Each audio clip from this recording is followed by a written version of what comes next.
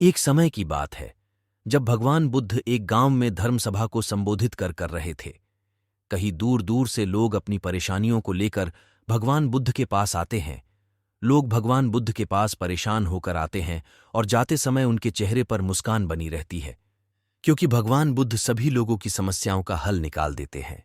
वहीं उसी गांव के पास एक गरीब और निर्धन व्यक्ति रहता था, जो देखता है कि भगवान बुद्ध के पास जितने भी लोग आते हैं, आते समय तो उनके चेहरे पर परेशानियों के बादल रहते हैं, लेकिन जब वह वहां से निकलते हैं तो उनके चेहरे पर मुस्कान बनी रहती है।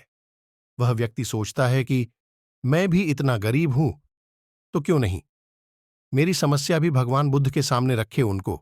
अपनी समस्या बताएं ताकि मेरी समस्या का हल हो और मेरी गरीबी दूर हो। यह सोच वह गरीब व्यक्ति भगवान बुद्ध के पास जाता है।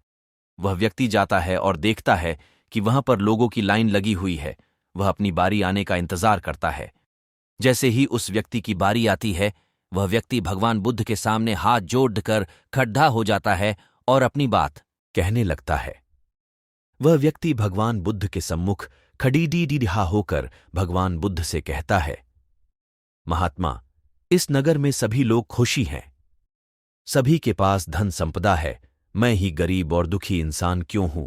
इस बात पर भगवान बुद्ध मुस्कुराकर कहते हैं, तुम इसलिए गरीब हो कि तुम किसको कुछ देते नहीं हो।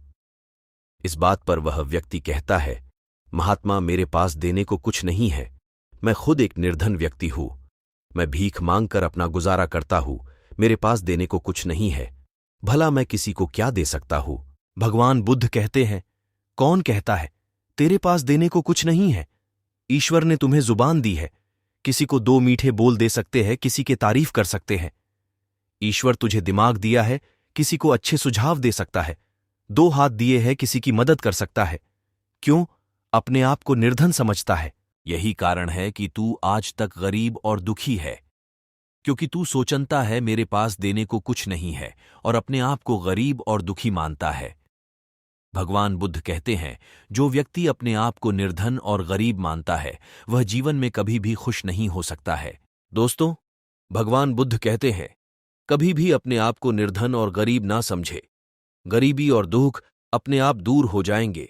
ये बात सुनकर वह व्यक्ति बहुत प्रसन्न होता और उसी समय से अपने आप को संपन्न मानता है।